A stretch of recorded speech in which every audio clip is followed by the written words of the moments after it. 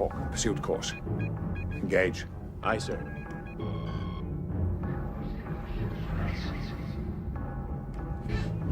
What? I can hear them. Welcome to another edition of Strange New Pod. I'm your Fleet Admiral and host, Julian Brown, alongside the best bridge crew this side of a freshly steamed carpet on the Enterprise D. Yeah, that's right. Freshly steamed, baby. So dirty. It's so dirty. But here she is in all of her glory. MC's got one. I've got one. It's going to warp. I'm not going The to get mine. The D is around. It's Gotta loud love and the proud. D. It's all about the D. Vice Admiral Eric is here, and he too wants to know what Worf did to the Enterprise Z. We're gonna get into that. Vulcan, get into that. Vulcan, hello. Vulcan, hello. Vulcan, something maybe. Commander Hawk is here, and I can't actually count literally on all my fingers how many times he messaged me. Holy shit! Wait, It's true. Is it the amount of times I messaged him, oh, fuck? Probably around the same. Probably. And finally, Lieutenant Commander MC is here. And I think I could mark the exact time she told me she was crying because I was crying, actually bawling too. Yeah. Yep. Whoo. This one, baby. This one is a doozy. Welcome back, guys. How we doing? Eric, you've graduated from ice cream cone to full bowl of ice cream? There's a bowl of ice cream, yes. It's Hell delicious. yes. Love it. How's everybody else doing? Emotionally Good. compromised. Yeah. Emotionally compromised is the correct word. I'm confused. Emotionally confused. Emotionally confused. Yeah, fair. By the way, just really quickly, we do take our user feedback very seriously, and Giraffe has been sent to an agonizer booth for this episode as punishment. No. Listen up. Real talk for 1 second, everyone, because except for Hawk, everybody gets a fair chance to talk and say their piece on our show. That's why we do the roundtable format on Strange New Pod. And yes, we do interrupt each other quite a bit. It happens because that's just the nature of this show. It's because we're passionate.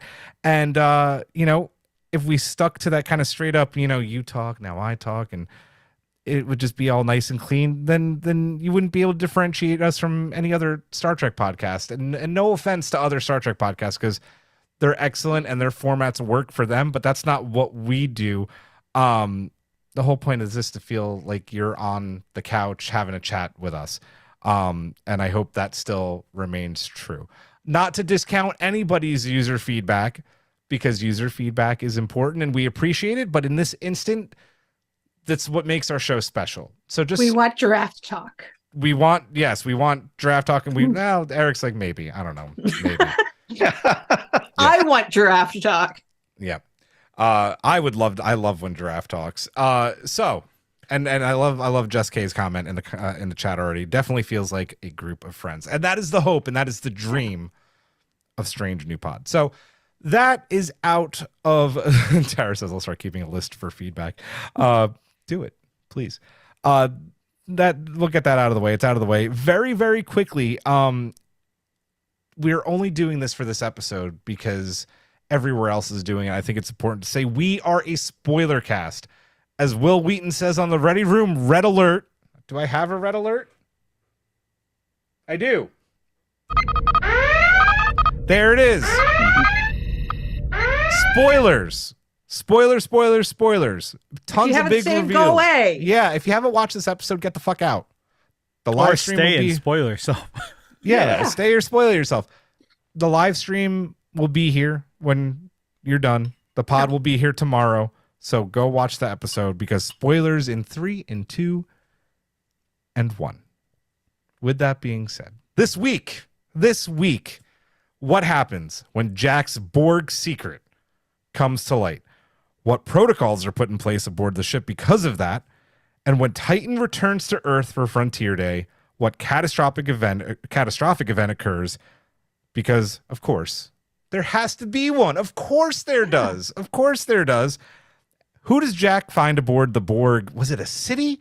was it Eric? Shantytown? Shantytown. Maybe you could agree with me on this one. Maybe not. The at least the top of that Borg structure reminded me hardcore 12, of Titan. 12 monkeys. Yeah, No, it's Titan, City. right? Yeah, it was 100%. Titan City. Yeah.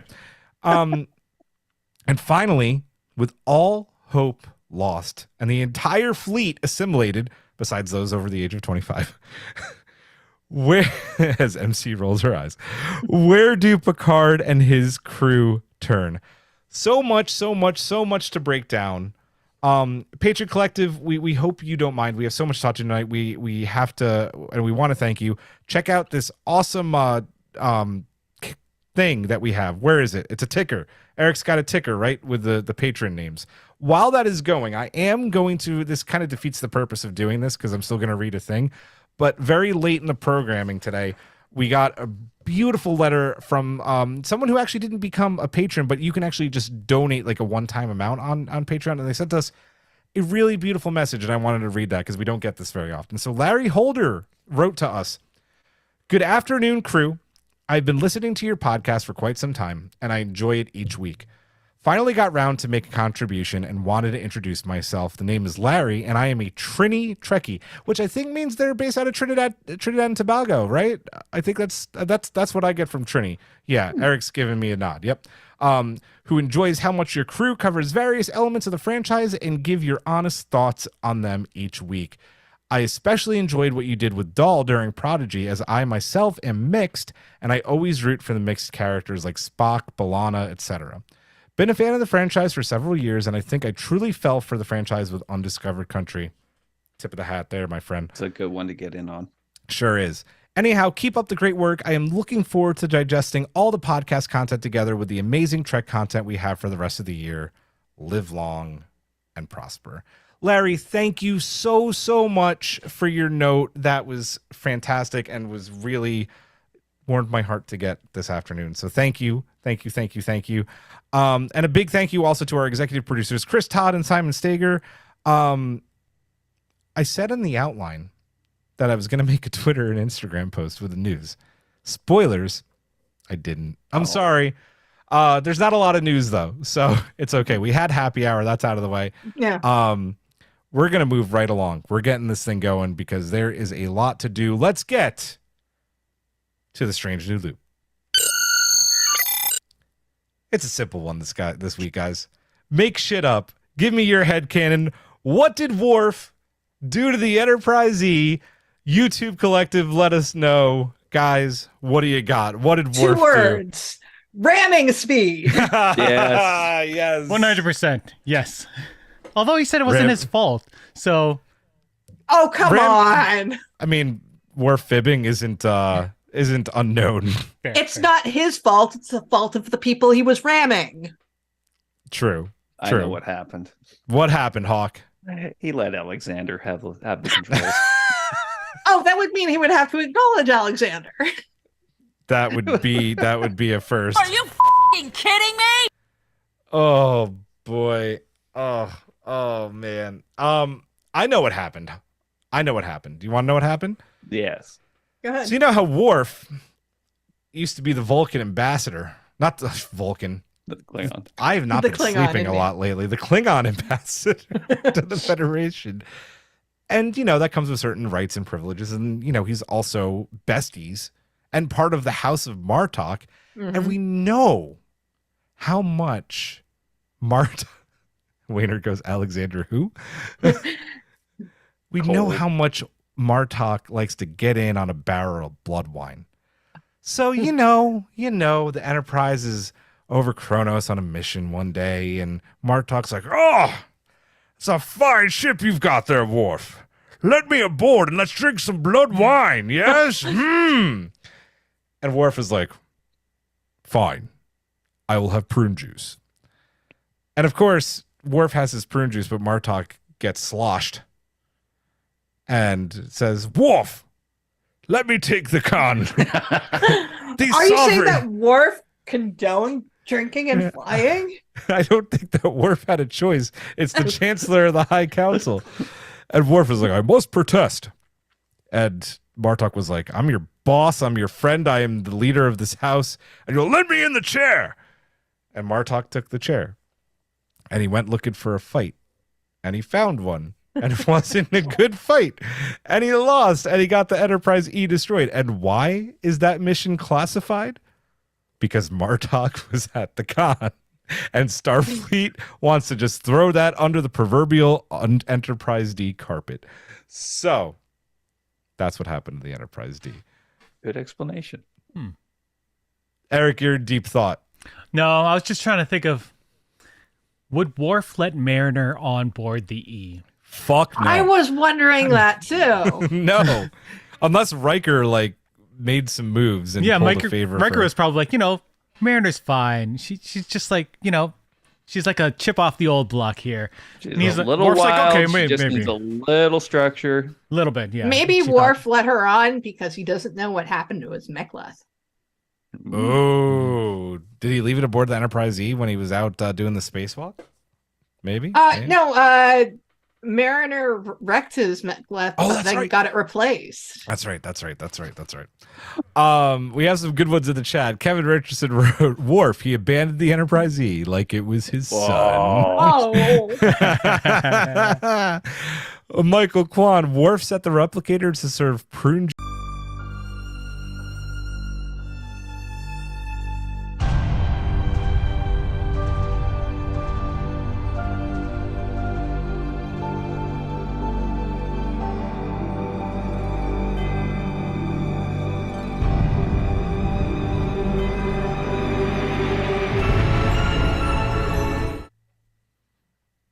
All right, apparently my Martok was too much for the internet. Martok is too much for the internet. It's true. It's true. I can't help it. Is that, are we good? Are we good on the Strange New Loop? Any other Enterprise E theories? I think we all have a good idea what happened. I think we It all was have a good idea. Definitely Worf's fault. It's definitely Worf's fault. Yeah. Oh, Although thank you, Tyler. I did suspect something with Tribbles. Oh, Yeah. dude, Oh, definitely I mean- Tribbles. Maybe somebody wanted to play a trick on Worf and put a Tribble on, and then of course That would be so fucked. That would be so fucked. Well, that's what Scotty basically did to the Klingon ship. It's true. Worf was probably like, Bane of the Klingon Empire. They are, it's true. Yeah, that's what Geordi's doing, trying to fix up the E, just like pulling Tribbles out. Yeah, right. It's like, dude, we could not salvage that shit. I'm sorry. Oh boy. That was fun, guys. That was fun.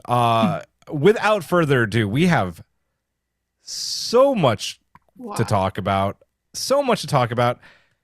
It is our review of the penultimate episode, not only of season 3 of Star Trek Picard, but of the series Star Trek Picard.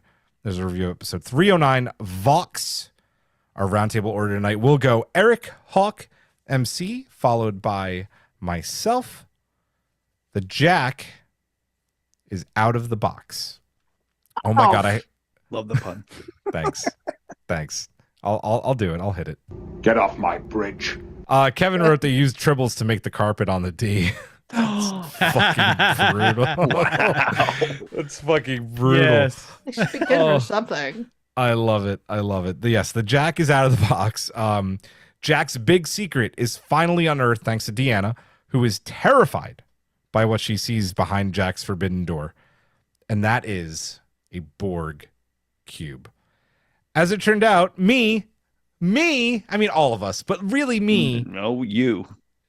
My long game theory. I'm tooting my own horn because I never get things right, and I had the whole thing right for the very first time, and I'm very proud of myself. So I'm giving myself a little one of these. And where's my Julian was right T-shirt? Giraffe, I want one. It's on its way. It's on its way. That's the real reason why she's not here tonight. It's she could not hand over the mantle. But yeah, so Jean-Luc passed Borg DNA over to Jack, and he even says the word seed. He does. It's true. That was implanted into Jean-Luc by the Borg during his time as Locutus. As Bev says, some transceivers and receivers are organic. And Deanna says there are protocols in place as Jean-Luc is about to go console Jack, because your son is now... i.e. confine. Yeah, exactly. Your son is now dangerous. Followed by a total failure of support from Jean-Luc. towards Jack, his own son. He leaves the ship to go find the Borg, and we are finally here, though a bit ahead of schedule if we are looking at Picard as a whole series. Thoughts on these moments, Eric? So, Deanna running from a patient was so bad, and like I understand, like, she was afraid, and she had to go warn people, but Jack was terrified that something happened to him, and that that he was already fearing the worst. But the fact that you're the person that's trying to help you just gets up and fucks off, like, man, that must have been terrifying for him. That was sort of a moment. We knew it was the Borg. We've been saying this since what, episode like 2 or 3 or whatever. Yeah. I mean, I know the last couple of weeks there's been a lot of like Pa Wraith talks. People were just so desperate to like have anything but it was the Borg. Yeah, and we'll get to it when we talk about the Borg, but it's been telegraphed for such a long time that when it happened, I was like, I guess, it makes sense. I'm not super surprised.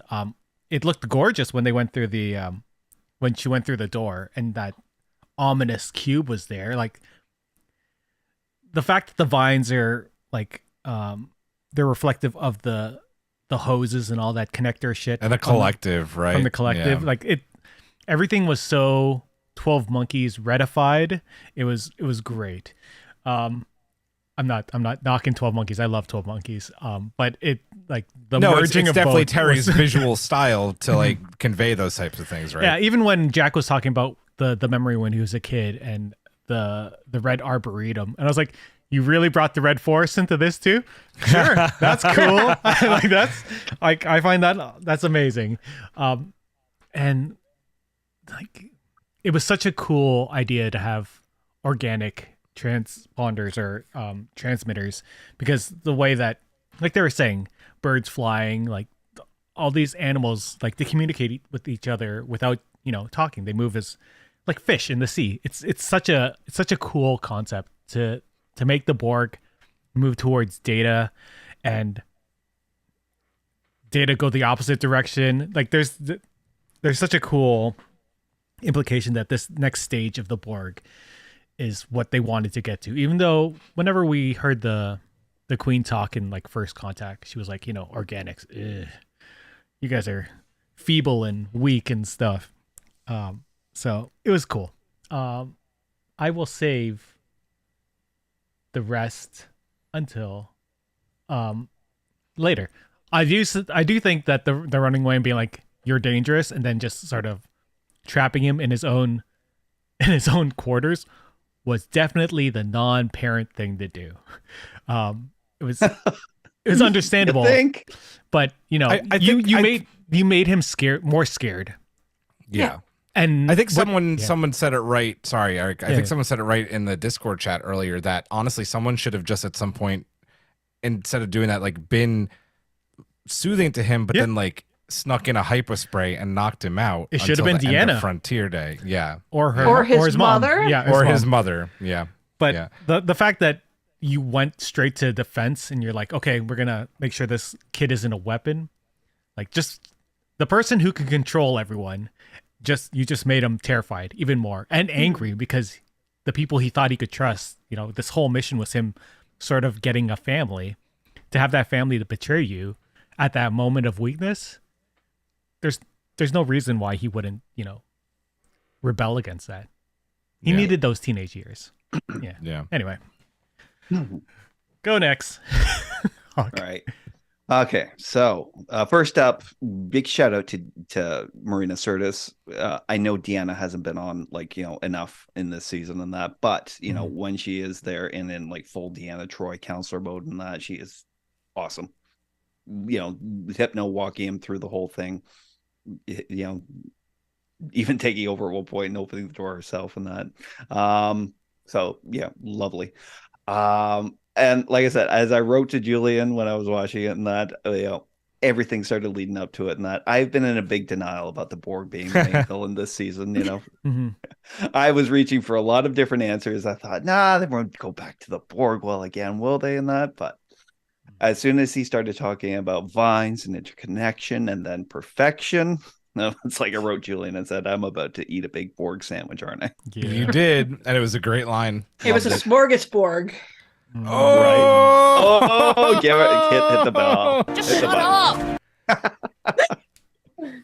That said, even if it was what I wanted or expected in that, I still loved the way it turned out, and the fact that, like, in a way, this is the final victory of the Borg, to become like fully organic and yet still be like so dangerous and terrifying, and that to be able to pass along a simple bit of DNA that can turn everybody into a Borg. And the fact that they thought about it 30 years ago. Yeah. Like I'm going to talk a lot about that. Yeah. Yeah. Yep. I mean, maybe they did. Maybe, I know, they went through all the alterations and that a person is similar goes through, and that, right down to a DNA level, and that to be able to, for the nanoprobes and that to even be able to get into work in them. So, even if they had thought about it or not, it's like, this was in a lot of ways, it was the final victory. Yep. And as far as Jack and in his conversation with Jean-Luc, I know. You gotta understand. I mean, Jean-Luc must have been going through all the emotions at that point. Yeah, I agree with you. That his son was his greatest tormentor. A part of his greatest tormentor. How much he must have thought he had failed him in that, passing along this to him. Yeah, it must have been one of the reasons he thought about. He never really thought about having a family in that. It's like, what if, something was left behind. Yep. He could have handled it better, I think, but again, like he is dangerous, but again, offering him sanctuary in a Romulan or a Vulcan institution. That was the fucked up part, right? Like, that conversation maybe would have been okay if he wasn't like, by the way, we're going to send you to boarding school and never see you ever again. That was like that institution that they were talking about. Am I right in thinking that it's basically like the place like the Pring works? That the Pring works at, yeah. It's the place that Cybok was at. If you read the autobiography of Spock before he gets even more sent off, I think. So yeah. You get sent off several times. Yeah, absolutely. And Jack, maybe Jean-Luc had thought, Jack wasn't aware of it and that, but as soon as he heard the name of that, Jack just said, you want me to send me to an institution to be lobotomized and that, and have the Borg, basically mind melded the hell out of me. Yep. Oh, terrifying. Yeah. I think we should move on. I think we're and MC, I was looking ahead and I was wrong. I'm gonna say now is your time. Oh God. No, you're on. I'm on the spot. On the spot. I think that's actually the best way to do it. So okay. All right. Who's been messing up everything? It's been the Borg Queen all along. Who's been pulling every evil string? It's been the Borg Queen all along. She's insidious, a true nemesis that you haven't even noticed. Resistance is futile. Futile. It's too late to fix anything now that everything has gone wrong. Thanks to the Borg Queen, naughty Borg Queen. It's been the Borg Queen all along. And she killed Shaw, too. Oh, shit. Where's my applause?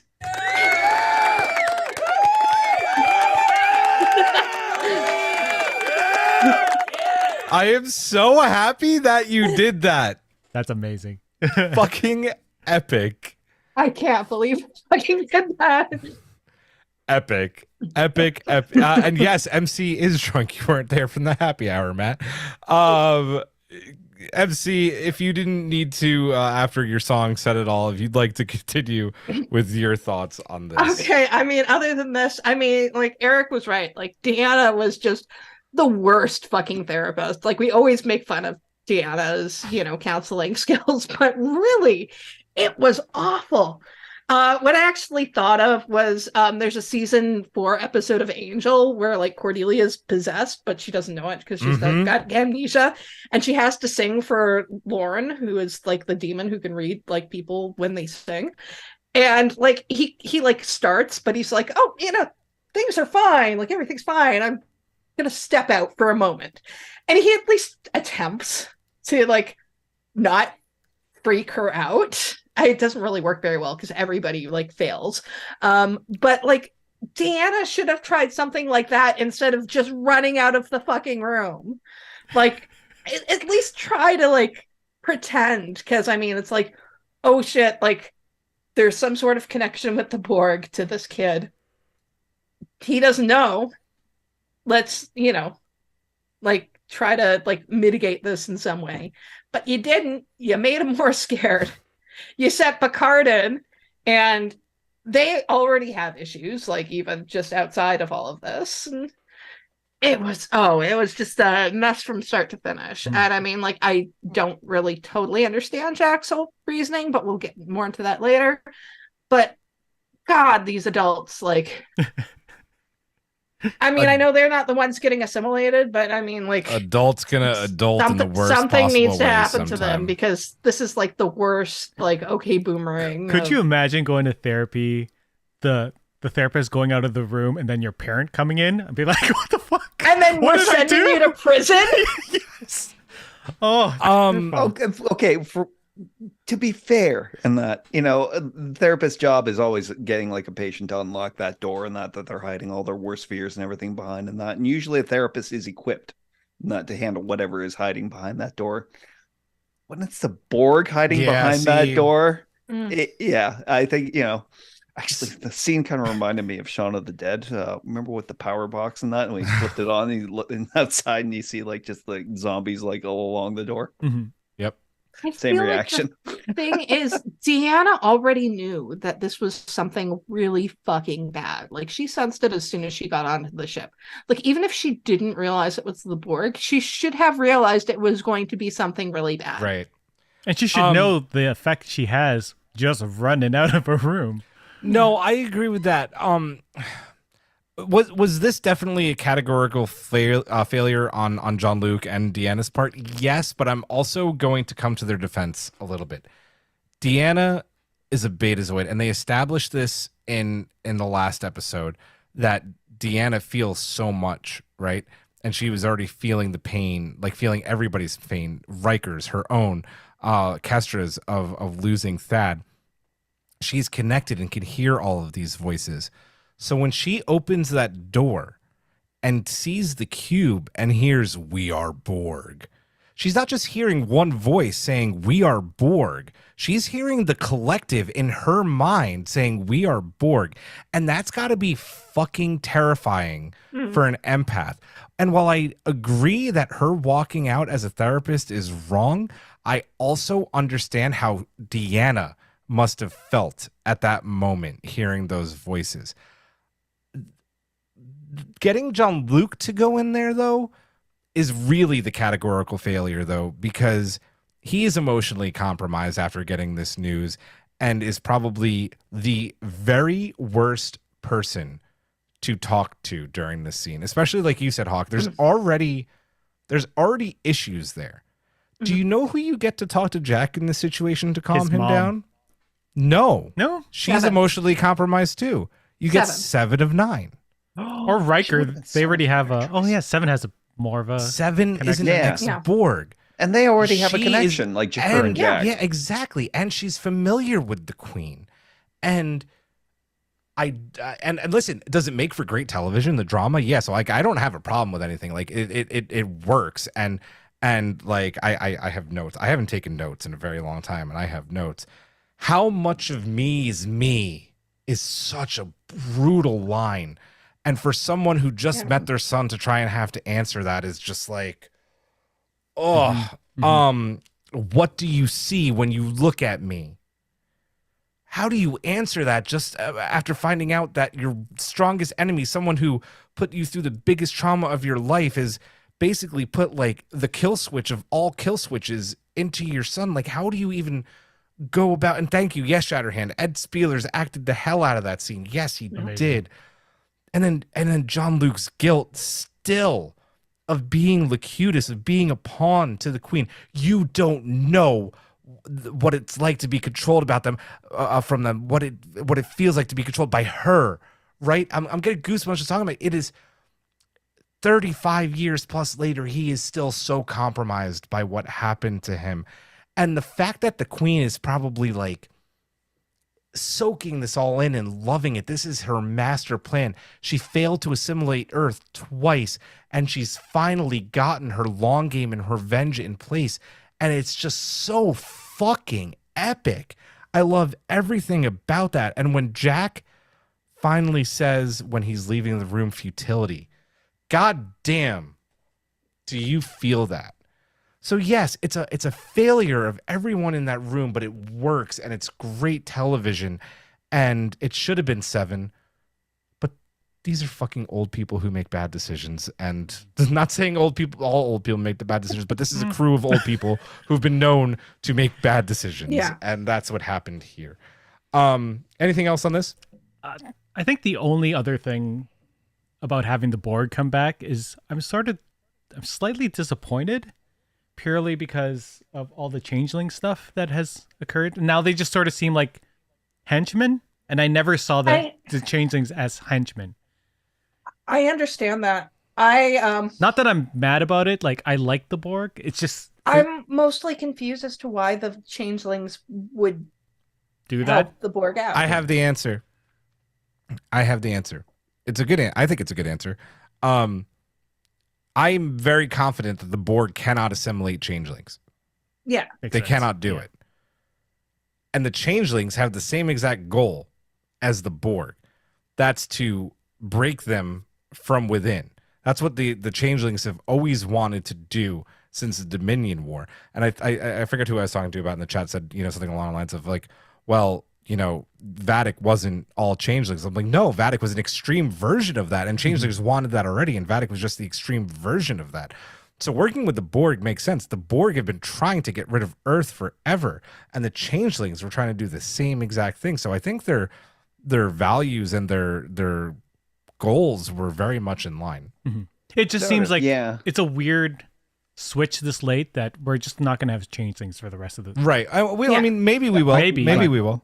I think they're gonna close. I think they're not gonna leave that thread dangling in that. Even with the death of Vadic and that doesn't mean the changeling threat itself is gone, because we know that they're in the fleet. That we know that they've been there for a very long time, and that so we still have to figure out, how they're gonna get expelled or whatever, and found out. It was the motivations in that I was a little, because as you said, it's like they're not. Are they just the henchmen of the Borg and that? Right. Yeah, because from what I can gather, the Borg itself they're at one of their weakest points ever in that, Well, and that's maybe a reason to turn to the changelings. Both of them are at their weakest points in this situation, right? So combined, they're maybe at their strongest. Like, what is it? Like the changelings have been talking to the Borg, and it's like, okay, if you let us assimilate Earth and the Federation, we're not going to touch the Dominion. Like, you guys. Do your thing, right? Unassimilated. Right. It's better to be allies than the enemy of my enemy. And exactly. Yeah, I think it personally works. I have no issue with it. Okay, I mean, I guess so. But the thing is, I don't want to have to come up with the explanation for it. I mean, I know that's funny. No, that's fair. Canon, but I need it to be in the show. Yeah, fair. And plus, it shows the Queen has actually kind of learned from her mistakes, and that the Borg have always been more about the frontal assault, and using the changelings always. The whole season has been about that. The whole portal device, and that was a red herring, for us and for Starfleet. That was the thing, right? So the changelings themselves and that, it's like the Borg have learned in that, it's like we can't go we can't go in through the front door. Yep. Get somebody else to bring us in the back. Exactly. There's a moment here, excuse me, after Jack leaves where Jean-Luc is feeling very defeated. He knows he fucked up, right? He also knows that his greatest enemy is back and he is shook. But Bev is determined, right? She's like, I'm going to find out what the fuck is happening. I'm going to find a way to save him. But Data, right, who has also been manipulated by the Queen, comes to console Picard, and the two hold hands in this just super beautiful moment. And it's not just another moment, right? This is so powerful because of the effect the Queen has had on these two. Very, very big effects on both of these characters. And Data, for the very first time, is able to feel that with the full range of emotions, not just coming from a chip. Thoughts? This was such a beautiful moment. Like, this is the perfect human moment for Data. Like, he didn't have to say anything. He didn't need to do anything. This is his full understanding of humanity in one simple gesture. And like, that's a beautiful thing. Like, I it's hard to put in words because it's all done through emotion and through that one simple touch. But that meant the world to Picard because he understood, that Data understood, and that this is something they're both going to have to work through together. And the love that they share for each other is something that is going to help them propel through this hardship. Like, it's amazing that these two actors, like, we've seen them do so many amazing things. That one-on-one conversation at the end of Picard season 1 was beautiful and probably one of my favorite things that they've ever done together. But this is pure acting with glances, and it's amazing. I don't know what else I can say. Like, it's beautiful. Yeah. Yeah, it was. Yeah, it's one of those tearjerker moments, but it's also for what it means for Data himself and that, because like in Data in the old TNG, if he had done this and that, it would have been him imitating human gesture and that. Yeah. And now, you know, the fact that it's like he's actually able to convey the emotions and that to us, to Picard, you know, in real, you know, he is finally, you know, Pinocchio has become a real boy.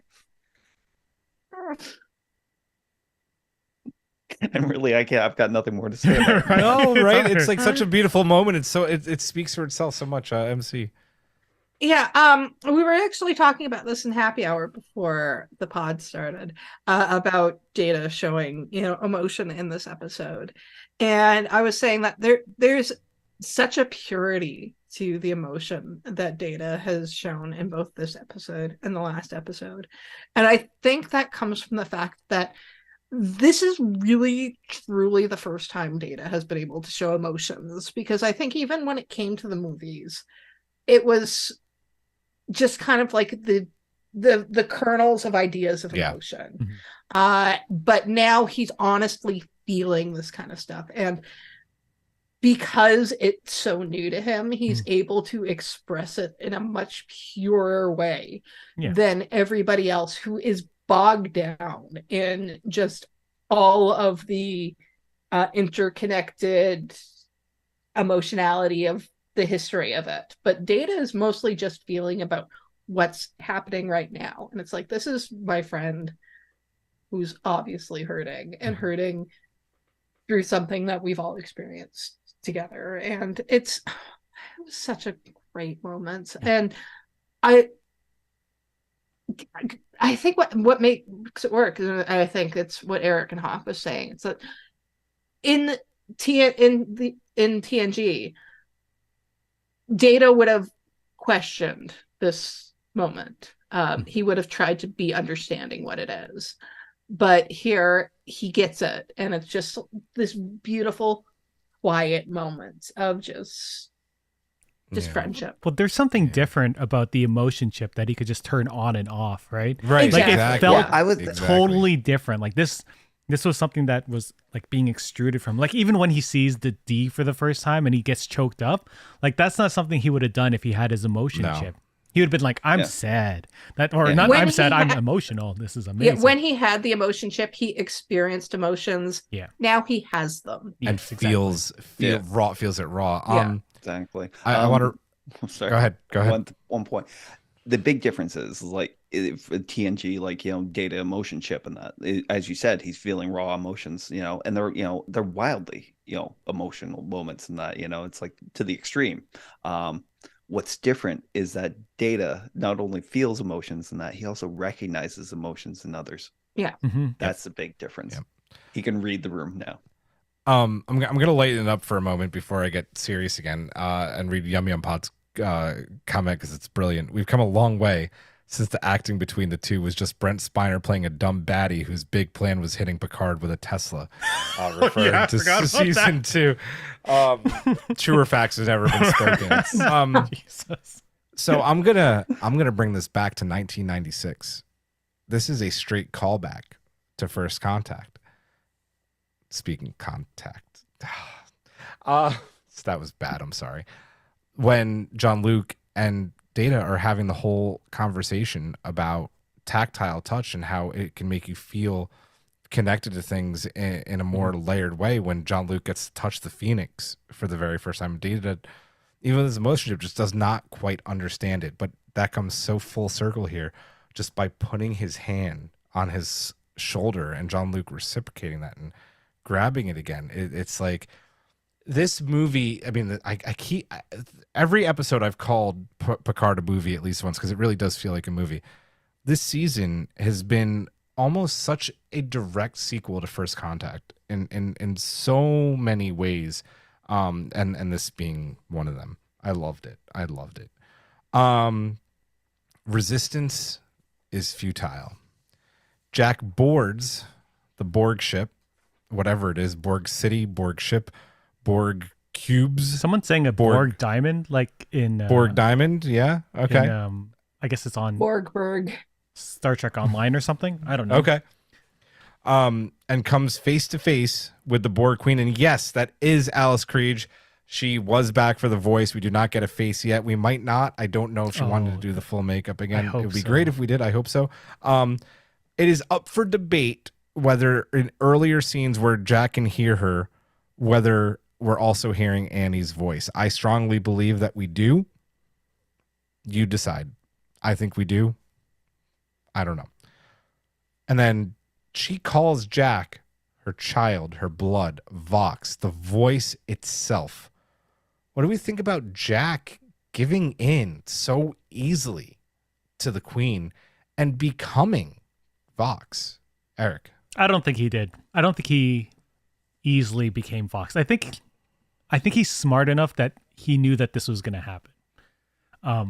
Only just because we've seen him be so ingenious throughout the season so far, for him to just go straight emotions and then jump in and be like, I'm going to kill the Queen, and that's the only thing I can do. I feel like he's done something, or he has a plan. And I hope he does, because I like him as a character, and I want him to be that smart, like Han Solo-y Star Trek character that we've gotten so far. The Borg Queen was amazing. The whole sequence was chilling, and if you watched it in surround sound, the sound design that they did in this sequence was eerie and beautiful and scary all at the same time. Like, it felt like her voice was coming from everywhere, and Alice Krieg does that with her voice. Like, she was the perfect Queen in First Contact, and it was a joy to see her in Voyager again. And then the fact that we get her back again, like Julian was talking about, full circles. Like, this is amazing if we get to see her go off against Picard again, because the last time they saw each other, it didn't turn out too well for her. And a couple of people have said this in the chat, and Chatterhand writes it here. What's cool about the Borg here is that they're scary again. Yes. That first moment in TNG when that first drone goes in engineering, and then he just doesn't mind anyone. He just doesn't care because they're insects to him. That's what it feels like. What they're doing again is that they're becoming that big and that they can, just destroy everything. They did it underhandedly and sneaky, which was different, but I enjoy that. I think it's cool. Anyway, back to this. Man, the voice. I loved the Latin I love that. I like that Jack points it out. Yeah, that too. And that she's like, I was gonna call you like child of God or whatever. And I was like, man. And calling back to Locutus being the what does that mean again? It's The one that is many, right? something like I can't honestly remember what it is, but having Jack be the voice and the one that's gonna be the one that communicates to everyone. I hope he doesn't sacrifice himself. Now I was just thinking about that. God damn it. To stop the transmission.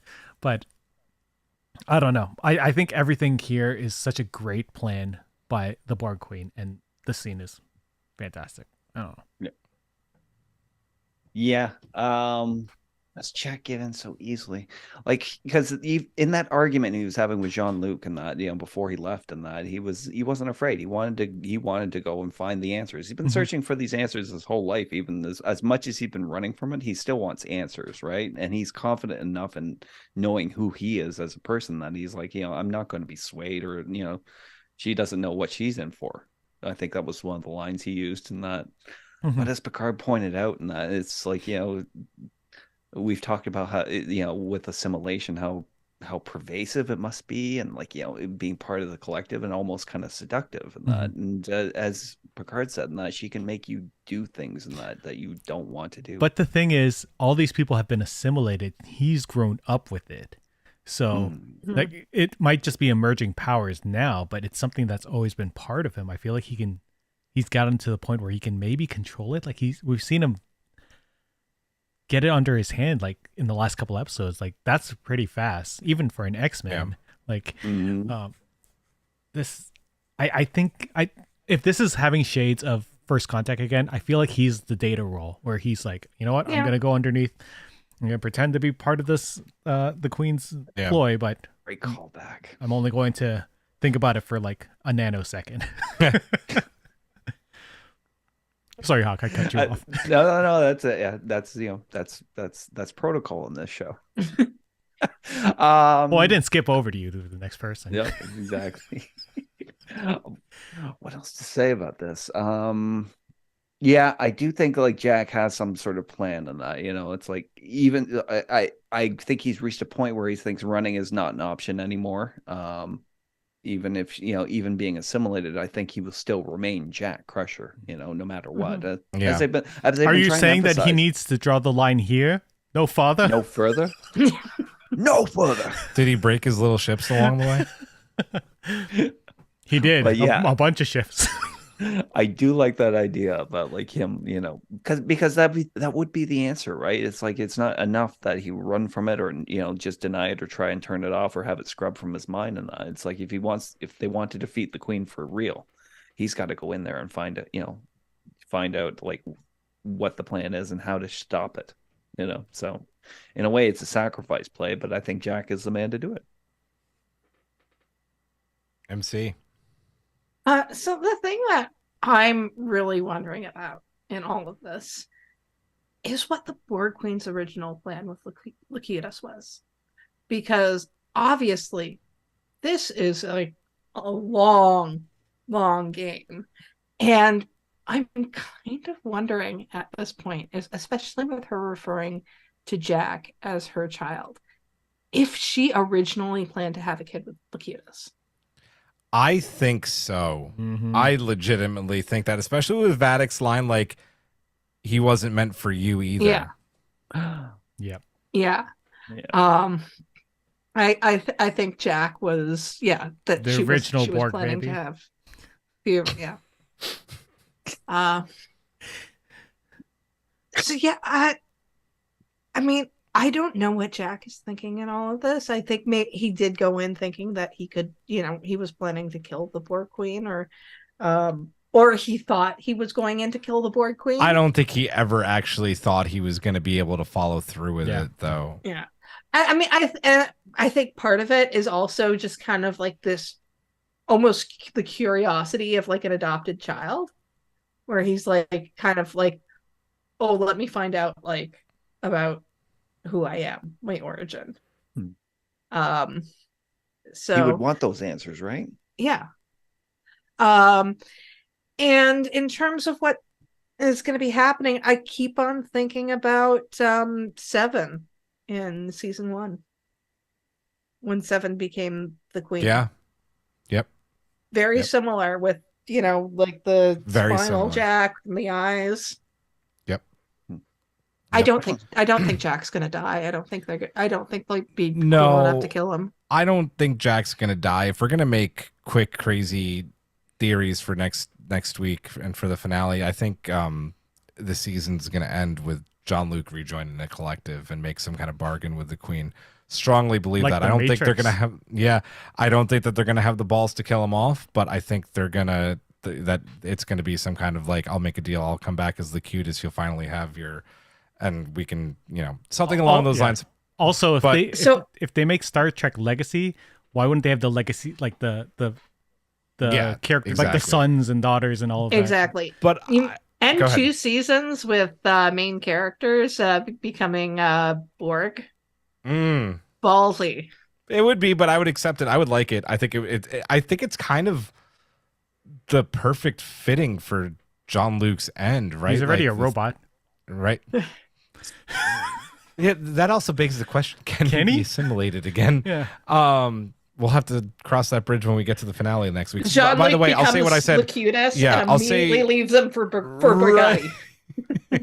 I'll say what I said last week. We have not gotten the screener for Yeah. Nope. 310, so we have no idea what No, happens. no. this week. It said in the email. They're No, not don't. dropping it until Monday. Monday. So Yeah. we this is literally pure speculation. We're right there with you guys. I think Jack, I agree with Eric. I think that Jack knows what he's doing. I think him getting hooked up was purposeful. And I think we're going to explore that more next week. I don't have much more to go on this, but hearing Alice Creed again was fucking beautiful. Well, they already so happy. Beverly already talked about creating a virus against the changelings. Mhm. They let him go just a little too easily, right? Yeah, like Yeah. Yeah. Oh, Beverly. he's probably smart enough, having a medical mother, and he seems to be a genius, that he could probably come up with something for Borg viruses. I don't know. I just realized that I had the same talking point twice in the same part of the outline, so I crossed out the first part. But before we get into Frontier Day, Eric, can you hit the next clip for me, Yep. please? Are you offering yourself to us? Offering myself. That's it. I remember now. It wasn't enough that you assimilated me. I had to give myself freely to the Borg. To you. You flatter yourself. I've overseen the assimilation of countless millions. You were no different. You're lying. You wanted more than just another Borg drone. You wanted a human being with a mind of his own who could bridge the gulf between humanity and the Borg. You wanted a counterpart. But I resisted. I fought you. Yeah, this is an important scene, right? Because as we learn through Geordi and Data, they reveal that the changelings had infiltrated Starfleet and inserted that portion of Picard's DNA that the Queen and the Borg had put into his parietal lobe, that was then falsely diagnosed as Irumodic syndrome. It's important, right? Because the Borg Queen at one point, and as we know from the Borg Queen, she can see through all of space and time, and that's important because at one point she had to have known the Enterprise is going to come, they're going to blow this cube up, and I need to come up with a new plan soon. And if you want to take this one step further and look at First Contact again, at the very beginning of the film, there's a needle being put into Picard's eye. That's got to be to get into his brain and put that DNA there, right? I'm not saying that's what they had in mind in 1996, but it's a great retcon for looking at what we're talking about with season 3. So that portion of Picard's DNA is put into Starfleet's transporter code, which is just fucking pure genius on the part of the Borg. Like, holy shit. And it becomes part of the common biology, no matter what species you are, when you go through Starfleet's transporter system, adding that Borg DNA to anyone. So basically, as they said, she has been assimilating the entire fleet for 35 years. which is just nuts. Going back to the Queen playing this very long game after failing to assimilate Earth twice by what we were talking about earlier, the conventional means of just like bringing a cube because they think that they're like the hottest shit in the universe. What do we think about the whole entire assimilation of Starfleet, age 25 and under, via Jack and Jean-Luc's engineered DNA? Also, and if you guys want to talk about this, you can. Was Elnor still stationed on the Excelsior? Because if he was, he got blowed up. Elnor go bye-bye, unfortunately. Which will make Raffi go on a rage and like kill everyone next episode. He's gonna live. We know. You can't kill him 2 seasons in a row. That would be bad. I thought that the DNA code was put in the transporter architecture because of the changelings, and that's why they were stationed everywhere. So it wasn't technically 35 years that he's been assimilating. They've been assimilating Starfleet. It's just been. But they put that DNA in him 35 years ago. I thought this was brilliant. As someone who's currently making a NAS for myself and talking about and installing things that are gonna buffer the read times and stuff and make things faster, when they were talking about how they took his DNA, put in the architecture so that it could buffer every time they transport, and it just makes things easier if they have these DNA samples that are constantly used anyway. That's brilliant. I love that. That the nerdy, not even the nerdy, the geeky like computer nerd in me is just like, yes, give me more of this type. I love when Geordi and Data just get to do all the techno babble and explain things for us. They've been doing it since TNG, and the fact that they got to do it here again made me so happy. It was great. I love this. I think it's so cool. I thought that was such a neat aspect. Yeah, totally. When you really pay attention to that, it's like how that system architecture, where it's like common traits of every race and that are used for transporter efficiency in reassembling people, and that it kind of also ties into what Starfleet has been doing with the whole networking of the ships and everything like that. It's like they've been putting a little too much trust into automation and AI. And it's you saw it on Lower Decks, and you see it here. You see it in Prodigy, right? Mm-hmm. It's something that's been a thing that they seem to want to do for some reason. I think that it's a reflection on our world too, and that it's like everything's kind of been more and more of our automations handed over to like AI programs, and that it's like despite constant warnings for since fucking Terminator, that before Terminator, it could go real bad, and that it could go bad at some point. It's a response. It's a response to the Dominion War. It's a response to the attack on Mars. It's a response to, I would almost say, also just instability in the universe as a whole at that point. Like they lost so much, right? But I thought that after Mars they wouldn't want to automate things because fair. Yeah, fair. Yep. That's true. But I mean, how human of us to keep going back and repeating mistakes over and over again. Circle of life, my friend. Yeah. MC. So combining DNA in a transporter. Tell me this isn't Tuvix's revenge. Next episode, Tuvix comes back. That's who the face is. That's the face. Mastermind. It's Tuvix.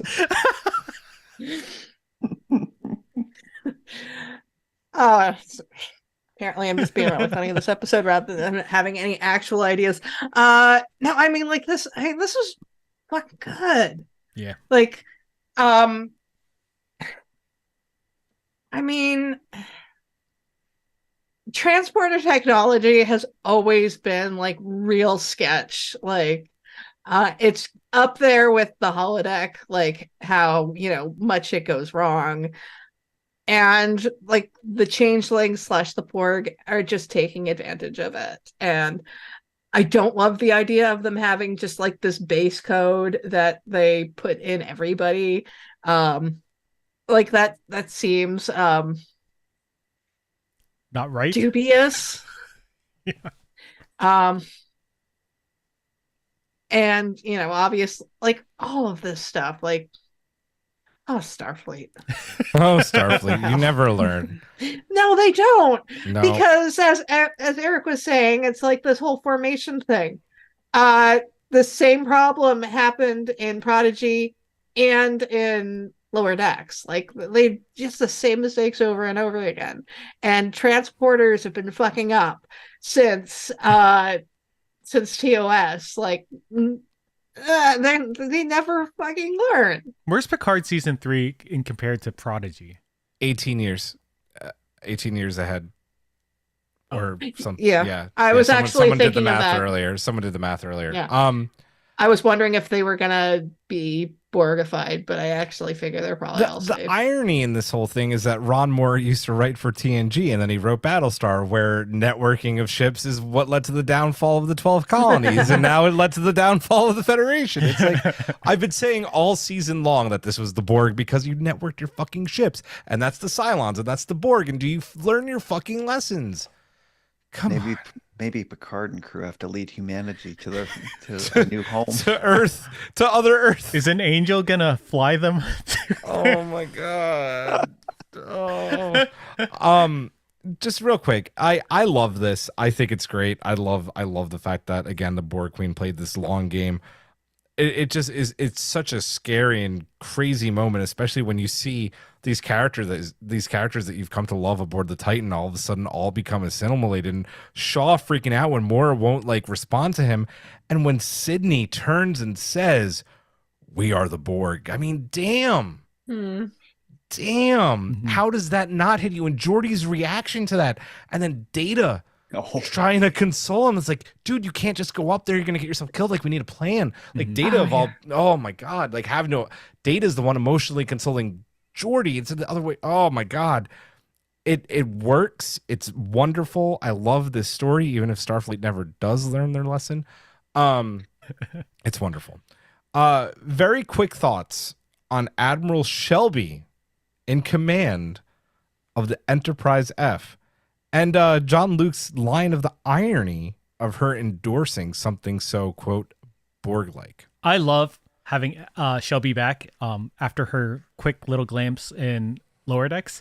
I don't think she's in command of the F. Like, this is her, like, leading a parade, right? So she's just on in the first car. I think Shelby is, like, the head, like, judging by her uniform and her pips, like, I think she is the head of Starfleet. I think she's, like, fleet commander or something. Yeah. Which, good for her. She wanted to be number one on the Enterprise D, and now she's number one on the she's number one everywhere until she gets killed. I loved that Jean-Luc was like, well, that's ironic that this Borg specialist decided that this was a good idea, that automating all of these ships was a good idea, and having everything all connected like the Borg. She should have, out of anyone, realized that this was a bad idea. It's sweet and ironic, and unfortunately, she died for that. Yeah. Did she? Those are the red blasts. The red No, blasts. I know, but they also cut away, and one was in the shoulder, and one wasn't necessarily in a kill spot. She did. I don't think she's all right. No body, no death. No body, no dead. Yeah. Jesus. Get off my bridge. I thought it was very cool having her come back for the series, and that, we got her in Lower Decks, but this is IRL, so it was nice seeing her there. Fleet commander, like the ambition she showed, like in Best of Both Worlds, and that, this is like the position she would have been, jockeying for all along. That said, I don't know, like, as Eric said, she's just kind of leading a parade at this point. What if she was the voice of dissent in all this? It's like, I don't think then she wouldn't have done it. She wouldn't have been the face of the whole thing. Well, you don't think? I don't think she. No, not one. I don't know. Maybe she just got outvoted and doing it for pomp and circumstance. Exactly. It's like, I've issued my complaints. I don't think this is a good idea, but it's like, if this is the will of Starfleet, then as fleet commander, I have to lead the parade. Could be that. I hope she's not dead. I'd like to see her come back in the finale and that to help lead some sort of resistance or whatever she could do. But yeah, great to see her back. MC. I mean, like when this scene came up, I think I said to you, I was just like, wait, who's commanding the Enterprise? Yeah, it took me a minute too. Yeah, like because you hear it before you see her, and I mean, I know that the Best of Both Worlds is one of the most famous episodes. Still, deep cut. Like, I mean, it is a deep cut, right? Yeah, I fully expected to, Janeway to be the one leading the parade. To be honest, yeah. I do think they killed her. I think, yes, you could headcanon it that she survived, that they just stunned her or whatever. But I think they did mean it to be a kill shot, and I don't think we're going to see her in the next episode. And that ticks me off because you bring back 2 female characters from TNG that weren't main characters, and you kill them off. And with Ro, I had my reservations on it, but it makes sense because it was a completion of her story. But this has absolutely nothing to do with Shelby. It's just meant to be this super shocking moment. And so I can't really support that. It didn't feel earned. I understand. No, exactly. I would agree with that. Yeah, it was shock value. So, but yeah, no, I like seeing it. I just wish it didn't end the way it did. Mm-hmm. I did love hearing them talk so much about the NX Archer. Yes, and they showed it again. No, I do have a little bit of a quibble because they were talking a lot about how it was the creation of Starfleet, but Starfleet already existed when the NX-01. It was a little bit of a type of the Federation. Creation of the Federation, not Starfleet. I'm gonna be the dissenter here and say that she's not dead, and that wasn't even Shelby, and that was a changeling, because they've kept saying the entire season that Starfleet has been compromised at the highest level, and that is pretty much, I think, the only reason why someone who at least looks like Shelby would allow for the fleet to be networked and to do this whole pomp and circumstance thing. I don't think it's Shelby. I also don't think she's dead. Tell me I'm wrong next week. I've been wrong most of the time, except for this. Why would they shoot a changeling though? Because those Borg don't know. They're brand new assimilated. They're Borg. They're all connected, Julian. These are fresh new baby Borg. It's my headcanon. That's not how Borg work, Julian. It's not how any of this works. This is all new. Come on. They're shooting everybody. Who do they know is a changeling and who do they not? Does the Queen even know who's a changeling and who's not? Like every single changeling in the fleet? Yes. Maybe not. Listen, she's not dead. I know you just want her to not be dead. I just don't want her to be dead. I want her to have a badass moment on the Enterprise, but we'll see. You have the con. 7 of 9. Let's talk about Shaw. Definitely a hero's death. Making sure his crew even assimilated something that he has severe PTSD over, having experienced Wolf 359, is taken care of as possibly can be, using stun settings only, making sure that 7 knows that. This scene reminds me a lot of the final episode of Clone Wars and the 501st, right? Turning on Ahsoka and Rex. Neither of them get mortally wounded in this one. Shaw does die, but Ahsoka, even after the 501st turn on her, make sure not to kill any of them because they're her family. Like they put their lives on the line for her, and his crew put their lives on the line for him. And this is such a great moment. And then he gets killed, and in his last moments gives command to not Annika Hansen, but 7 of 9, finally calling her by her proper name. How do we feel about his sacrifice and this moment, Eric? I would like to say that this wasn't telegraphed for such a long time, but it was. But that didn't make this moment any less sweet. As soon as he was like, let's jump to the front and shoot these Borgs, and I was like, oh man, well he's gonna die right at this moment. I did think it was amazing that to see Jean-Luc's change from first contact, for him saying like, kill them, it would be doing them a favor, to let's stun all these people because maybe we can fix them later. Like that's a big change in his mindset, in his robot mindset. It's such a good analogy, the Clone Wars with Ahsoka and Rex, right? Because Ahsoka was totally caught off guard, and you could see the same thing happen to Shaw on the bridge. Like his crew, watching the people around you just turn on you. Yeah, and just absolutely just wreck right afterwards, and not be anything like they were before. It was brutal, and Shaw was wonderful in that whole moment. The 7 of 9 moment with Shaw and Raffi was a good way for him to die. I didn't want him to die. I knew he was going to die. Right. But that didn't make it any less painful or disappointing.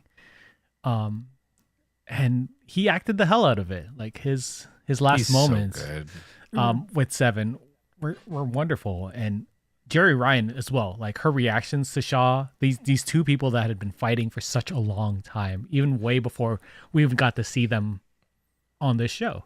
So all that history and everything that they've gone through in just these past couple days or weeks, like to see that change and to see her like really lose someone that she I guess sort of respected at this point. Like it was amazing. I thought they did an amazing job. I'm sad to see Shaw go. I really wanted them to be on Legacy. C'est la vie.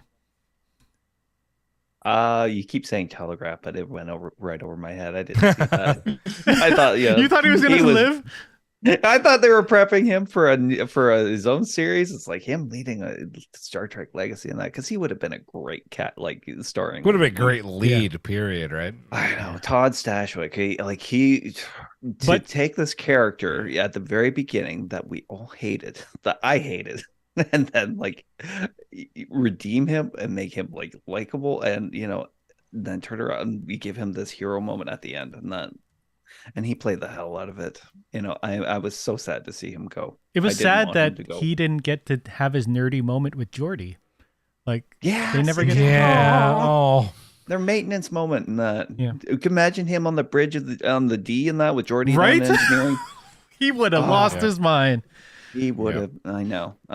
Very sad, but I'm glad that they did get that he and 7 did get that moment. That he's like, it's only when you're facing the end you actually kind of see the truth clearly, and he's like, this wasn't my ship, and that it was yours all along, and that 7 of 9. Like, thank you.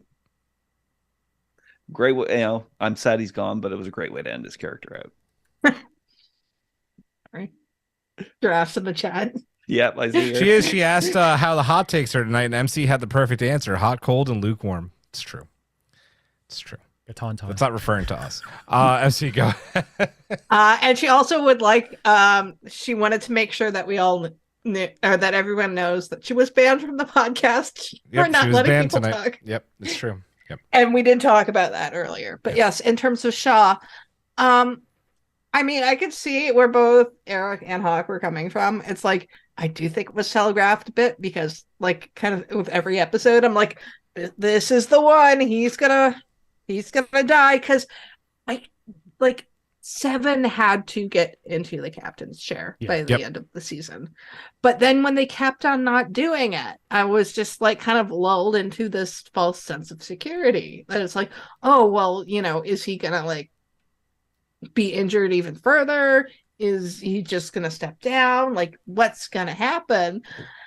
And then he died, and it's like, okay, this makes sense. And like having it be like the big moment where finally he acknowledges her by her proper name, and it's like, yes, it's a very well acted scene, and it's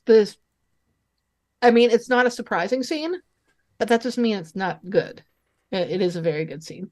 That being said, I think of all characters, like, I mean, you can talk all you want about Shelby coming back. She's not coming back. If anybody I could see coming back, I could see them trying to find a way to bring back Shaw. Agreed. Because of the fan reaction to him has been so fucking tremendous. Not to mention the fact that Terry Matalas is just absolutely in love with Todd Stashwick. And so I think that if we got a Star Trek Legacy, they would pull a Coulson, and all of a sudden it'd be surprise. Right. Tahiti's wonderful this time of year. Yeah, it's a magical place. It is a magical place. I love this moment. I love Todd Stashwick. He's become one of my favorite actors in literally like a 2-month period of time because I binged 12 Monkeys. Love him. Love his acting in this. I said it to him when we interviewed him a few weeks ago. I'll say it again now. The writers, the directors, the actors, they all deserve Emmys for this fucking season. Paramount better do a really good for your consideration campaign this year for this show. Mm-hmm. I wish, and I know that I'm usually on the side of like, it'll come. I do wish that he called her 7 earlier. I really do. I think that it was still a beautiful moment, and I'm happy that it happened here. I just wish that it didn't take so long. That being said, great moment, great death, great hero death. I hope he comes back. I really do. I love that Rafi stays behind, by the way. We're not going to talk a lot about Rafi because unfortunately she didn't have a lot to do, but that's going to lead into, I think, some awesome stuff next week. Her and 7. Yeah. Indeed, and maybe some other people showing up again. We know nothing. It's just my theory. Shaw. There's going to be Robo Shaw. Janeway and Tuvok on the Voyager. They're not going to kill Harry Rafi Kim. Giraffe. I'm just with Raffi and 7 in the same place, maybe they'll actually be able to act like girlfriends. Yeah, that would be nice. It would be nice. Let's talk about some trivia. Last week, we asked in what episode Data's memory box of Tasha first showed up in. This stumped people because usually when we don't stump people, we get a lot of answers, and this week we didn't. So it was a good one. Sorry, I got a text from my wife asking me if I want a brownie, and I do. So I want I'm a brownie answer too. that. Is it a magic brownie? It is not a magic brownie. Here comes Commander Karen. Hello. Send one through the camera. Special delivery. Oh, there it is. Oh, it didn't Unfortunately, I have to talk. You only get I'll one talk. for the bake sale. They're for the Girl Scout Eat your bake brownie. sale. Eat your brownie. Okay, you do trivia, Eric. Yeah. Hit it. Do it. So Yeah. last week we asked what episode Data's memory box of Tasha first showed up in, and the correct answer was Measure of a Man. You know, they put it in front of him to show that he had emotions for this person. Congrats to Mark Lussier. So shoot us an email with your info, and we will send said poster. Do you have the poster there, Julian? Nope, it's okay. It's a nice season 3 Picard poster. Our question this week. Don't worry about it. Eat your brownie. Yeah, eat your yeah, it's over there with the glare. So this week our question is this is either going to be a really tough question or an easy one. Name the one massive difference between the last time we see the Enterprise D bridge and when we see it now. Oh, I like this one. I know what it is too. Answer via It's a good DM, email, or the contact form, or send it to Julian on the Yeah, Discord. just send me a DM. Trivia at strangenewpod.com also work. Yeah. That's it. It's a good question. I was going to talk about it you. tonight, but I Thank guess you. I'm not going to. No, you can. People forget and then Okay. don't answer. So yeah, no, you can talk about it. Final moment here, guys. Yeah, you can play giraffe. She'll play. I almost said she'll play. Come to play. She'll fly. Yes, she will. Geordi, being the lover of classics that he is, brings the old Enterprise crew to the last functional starship not connected to the new Starfleet network. Battlestar Galactica, anybody? The Enterprise D. Restored because of the Prime Directive, using the recovered saucer section from Veridian 3, and the hull on the cells of the USS Syracuse. Big moment missed here, by the way. It should have been the USS Challenger, which would have canonized Geordi becoming captain of that ship, like in the episode Timeless of Voyager. Just saying, that was also a Galaxy-class ship. The crew board, not without Worf giving a bit of a look of, not without giving Worf a look first for whatever he did to the the Enterprise E when he was in command. They canonized Captain Worf, which is, thank God, it was Martok all along. The crew have all the feels. Jean-Luc missed the carpet the most, which is the best line in the entire episode. And when he asks to take command, and this is, I told you guys, I teared up writing this. No bullshit. Aim you. The sweet, sweet voice of Majel Barrett clears them for launch. Riker says that they're the crew of the USS Enterprise. Family, and wherever you go, we go. Engage. Go off. When they showed up at the Fleet Museum, and Geordi, he opens the bay doors, and you just see just the faintest, like the lights just starting to sit there. I went, fuck, this is the Enterprise D. Oh my God, this is the fucking Enterprise D. and then they actually showed it. And I've never seen the Enterprise D look so good. Like, it looked cool in Generations, it was the first time we saw it in big screen, but this remodel of it was gorgeous. Just so nice. And I was sitting there and I was already super happy because I had stopped earlier. Like I was watching this on my computer. And as the first scene happens, I was like, fuck, you know what? I can't watch this on this little ass screen. I broke out my projector, hooked up my computer to it, and then I saw this on the big screen. I nearly died. Nothing is better than when Star Trek has a shuttle pod go up to a big ass ship and they sit there fucking true. and they're like, this is such a beautiful ship. And you're feeling it's a handsome lady. It's a handsome lady. Damn right it is. And all of them are getting choked up. Data, the first one being choked up.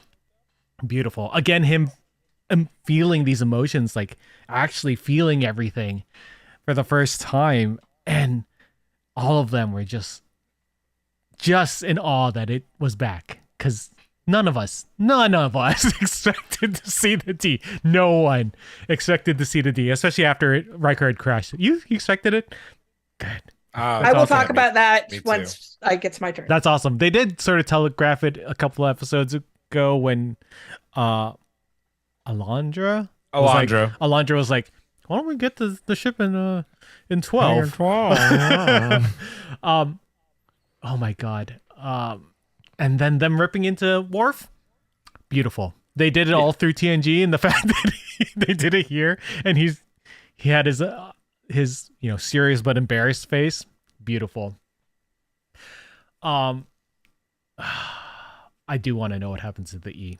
I hope we get a book or a comic book or something that talks about it. Comic would be great. I want it. I want to see it. Yeah, comic.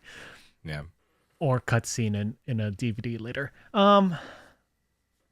Then they get on the bridge, and this bridge isn't a volume bridge where they replicated part of the back with green screen. Terry Metalis was talking about how they built the full set, like the full entire set from TNG, and not the movie one from Generations, because when you saw Generations, I'm giving you the answer, so you might want to listen to this. Yeah, take notes, people. When they did Generations, they made the bridge wider and they made it darker so that it would fit in the 16:9 format. And that will not get you the correct answer, by the way. But it's I true. need specifics, but it is true. And they also did the lighting darker on the bridge to make it look more cinematic. There was more, but that's the basic premise of what happened with the D on Generations. Them all getting onto the bridge and going to the post where we sort of saw them in the first episode, like Crusher was on the opposite side in the first episode because she was coming out of the turbo lift with Wesley and all that stuff. But they were all pretty much in the same spots they were in that first episode, and that was beautiful. When Data goes and touches the chair and he gets at the feeling moment from First Contact, I was like, again, he's experiencing these touchy moments, and it was amazing. The plaque, a perfect replication of what was on the. Are we on sure the- that that's not the plaque from TNG? I don't Do we know. know? I don't know if they I don't kept know. I any don't of know. the sets, right? I mean, They my might have. guess would be that was something that was probably sold at auction, but you Yeah. never know. Probably. Yeah. I think David Blast said that they recreated every single inch of that set. So, you know, you can see Gene Roddenberry's name on the plaque still. The that moment when you see all of them on that bridge was every TNG fan's like, it was that moment. We got all these people back minus Tasha, and they're all in this on the bridge that we grew up watching them. Like they were these pretty much unknown actors, and now they're these icons back on this place that made them what they are today. And oh man, I'm getting goosebumps just thinking about this, because this sequence it blew my brain. Like I was the majority of my swearing of oh fucks and holy shit was in this moment. Same, dude. Yep.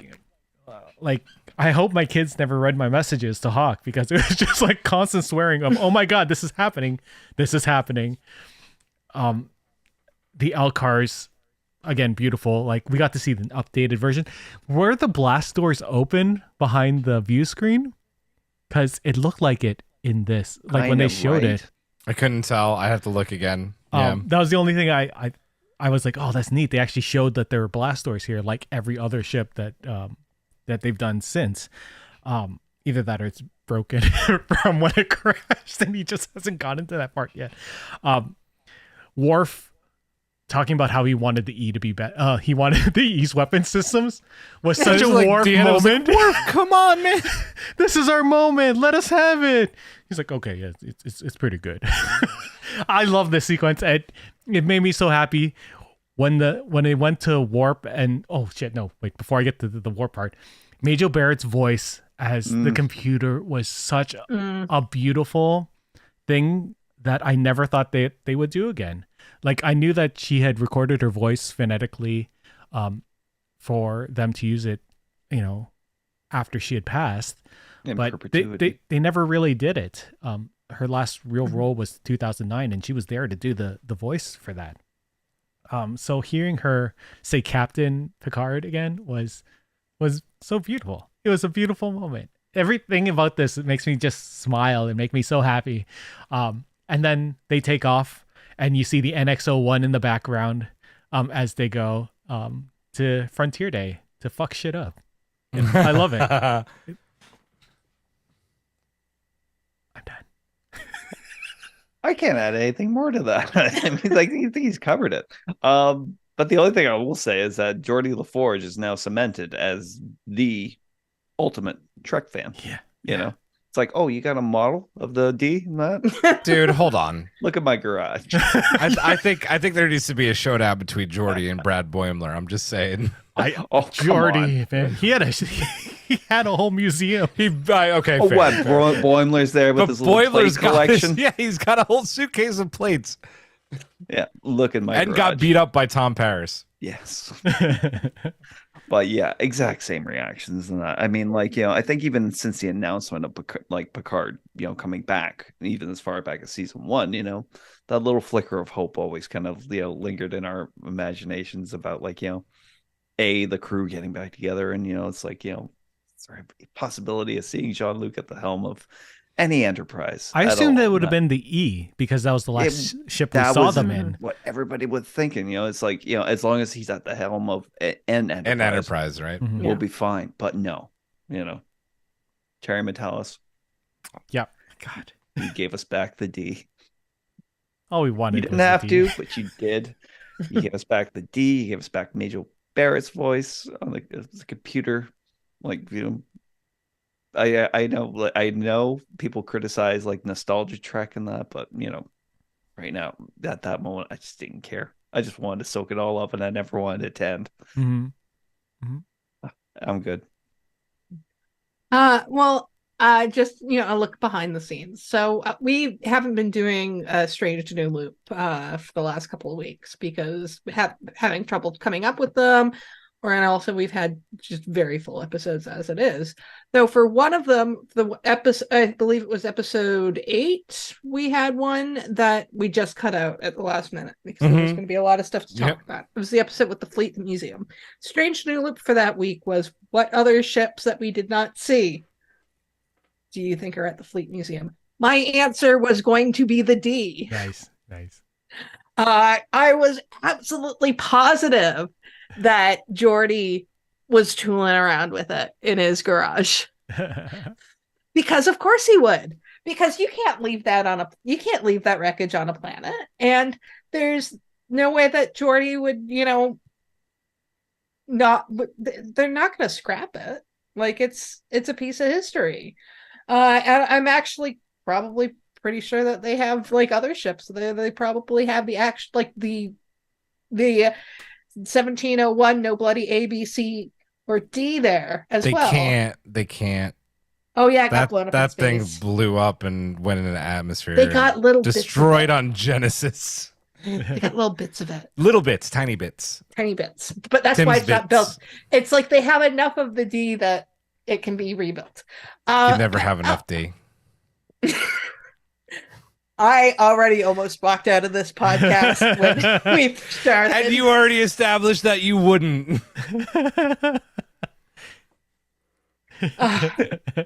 Boys. I have a question for you, MC. Boys. Yes. Because you thought it was going to come back. Next episode, we're going to have the D in action, right? Do you think they're going to saucer separate? Yes, I do. That seems like the ultimate callback that they would need to do. I mean, yeah, and I suppose doing a saucer step would make it like a lot easier to man with seven people. What they have to do is they have to stop and get Barkley before they go on. And I love that someone in the comments was like, I don't understand how they're running the Enterprise with just 7 people. And I'm like, you mean like how they ran the Enterprise and Search for Spock with 4 people? Yeah.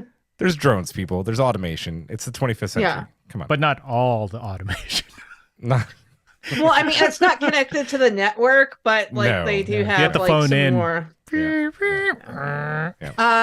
But yeah, no, I mean, this scene, I mean, I'm not a ship person, but still, like, I grew up with that ship. Like, that's the ship that when I think of the Enterprise, that's what I see. And I mean, like hearing Majel's voice, I mean, that's when I started to just sob because it was Majel fucking Barrett as the computer again. And I do think, like, this is the perfect moment to bring her back, like the emotional moment. I also think that that while she did record the phonetic library before her death, I think that it's only kind of got at this point maybe smooth enough that we can actually use it properly. Because especially with advancements with AI and stuff, right? Yeah, certainly we've been seeing that with like Darth Vader and Luke Skywalker and the Star Wars movies / TV shows, that I think that they can properly utilize what was left by Majel. And hopefully we might hear her more, because I think like this might almost be a test of, is it the right time to bring her back as a voice? And I think, yeah, no, it was completely effective and just hit me right in the feels. And Data's, hello chair. Hello chair. Just all of this. The bridge never looked that good.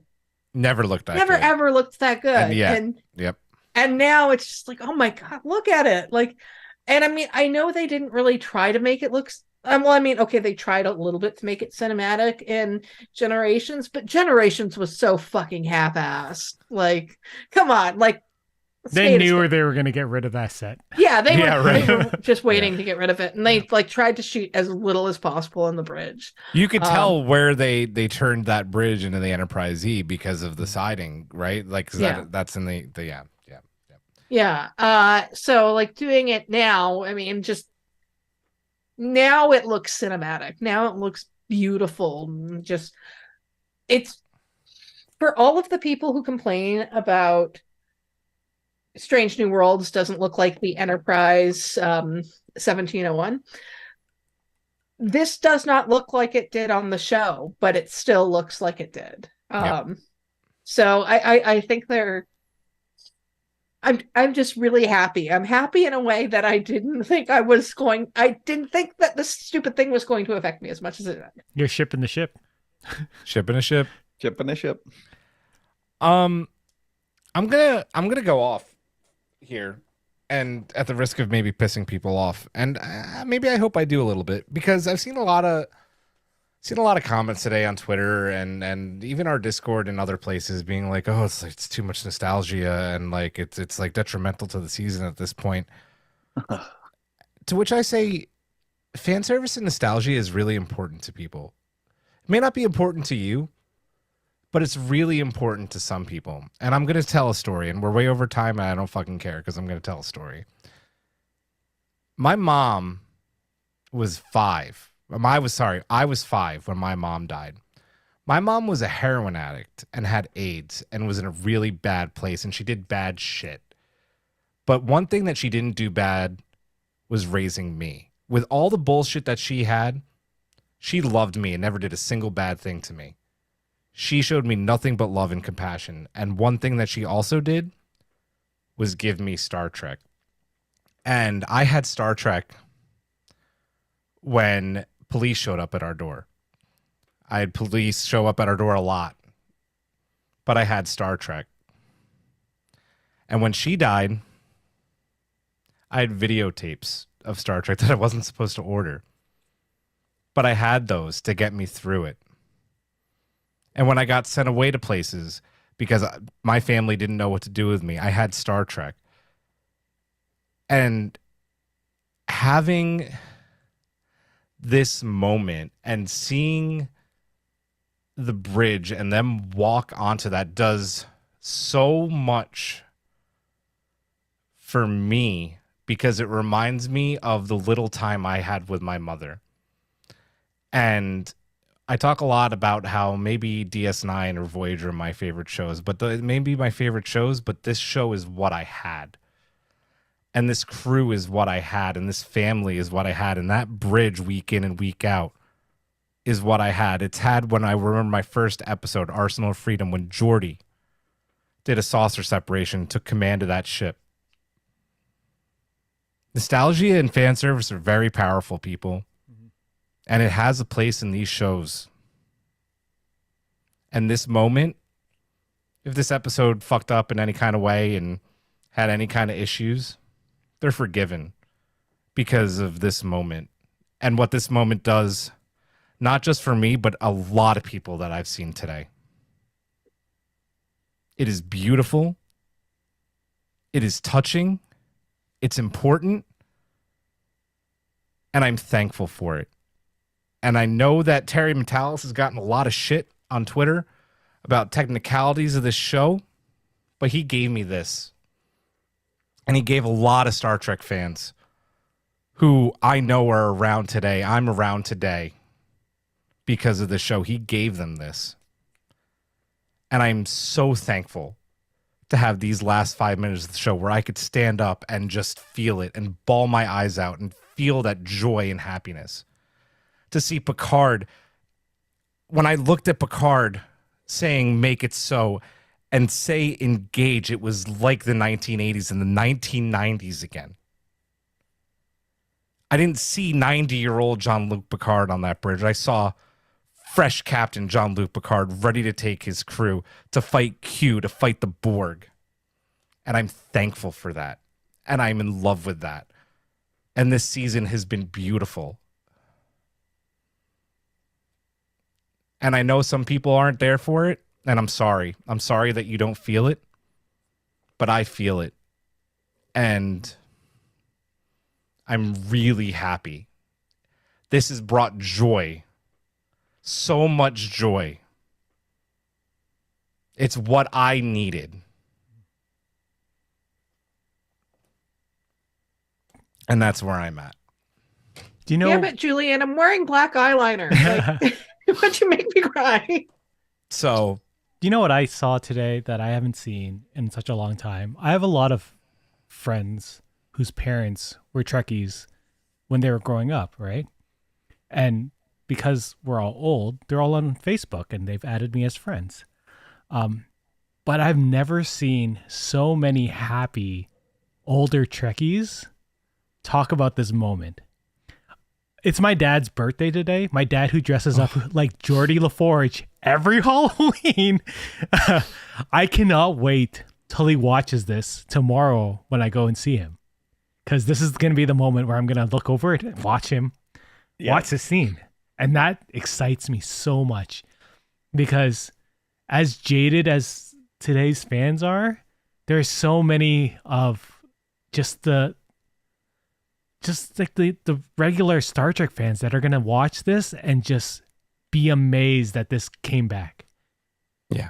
Right? Mm-hmm. Yep. My friend's dad became an engineer. He's a professor in a university of engineering. Like, he does engineering. He's the head of that faculty, and he did that because of Scotty. Like, that's amazing. And he was the first reaction I saw this morning, saying that this was the best episode of Star Trek he's ever seen. Like, yeah. that's amazing. And that's the last thing I want to say. I know not a lot of people agree with this.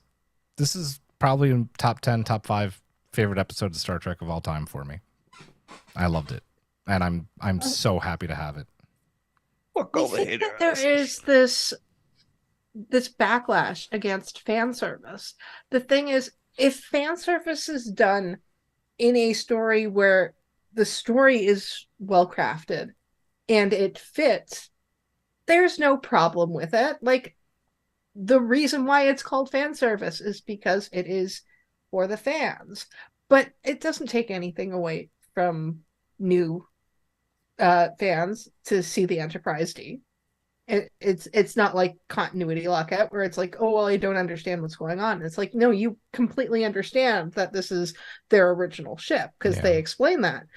And it is part of the story seamlessly. So, I mean, like, sometimes when they jam stuff in, like, that's like a fan service moment where it's like, oh, come on, like, did you really need to do that? But this serves the story. And it hits the fans like right in the feels. And that's a good thing. Like, we should not be condemning fans for feeling all of the things that they feel for this show. And you could tell that the actors felt the same thing. Yes. When they jumped on the bridge. I hope they filmed the first time that they actually saw it. Because that's a behind the scenes that I would love to see. Mm-hmm. The look on Picard's face as the shuttlecraft, watches the bay doors open and that. It's like, it's almost like he saw, as one person in the chat said, and that it's almost like 20 years got shaved off Patrick Stewart's face in that. It really did, especially when he looked at the plaque too, right? Mhm. Yeah. I appreciate you guys listening. I appreciate you letting me rant and vent a little bit. Always. Anytime. You so rarely rant or vent. So. Thank you. I'm not going to ask you for your final thoughts because we are so over time, and I think that We've shared them all. Yeah. And no, I'm not going to go through an entire list of ships. I'll post them on Discord. There's so many. There's so many of them. So many. I have them. But I won't read them now. Instead, I will ask you for your rating out of 10 photon torpedoes being launched into the bays by drones to make Worf happy. I will go in the reverse order. MC. I'm going to rate it 9.8 because I really enjoyed this episode, but I'm taking off 0.2 points for Shelby being shot and killed. Fair. Hog. 10. Easily 10. Even despite my hesitation about having the Borg be the final enemy of the season and that, when I look back on it, it's simplicity and its symmetry, in that this makes the previous 2 seasons function as a trilogy, in a more perfect way. And like, I don't know how much better like you could get. It makes me a little worried about the finale. It was Right. like exactly that this one was so good, but wholeheartedly a 10. I have a hard time rating an episode that's going to be a 2-parter. Like Right. this feels like the first half of a movie. And I would have gladly had this be a Star Trek movie. And I wish we had those screenings up in Canada, which we don't. But I cannot, like, I have those hesitations like Hawk said. I had the hesitations about the changelings. Like that's the only issue I have with this. But if they knock it out of the park, like I have no problem giving this a 10. Like this was probably one of the best episodes of Star Trek I've ever seen. And like nothing in it felt unearned. And I'm happy about that. Over on YouTube, Ensign Row Aaron gives it I think that's 10 million, 10,000, 100,000, 10 million. I'm just going to say 10 million. 10 million out of 10 torpedoes. A 10 from Bob D. And thank you. And keep replicating more torpedoes. Shatterhand 2049 gives it a 10 out of 10, not even a question. Haven, I'll rate this 6 Roombas cleaning the Enterprise D bridge. Wes Huntington, that was funny. 10, best episode of the season. Do we have more? 8.5 redemptions of 10 for Shaw.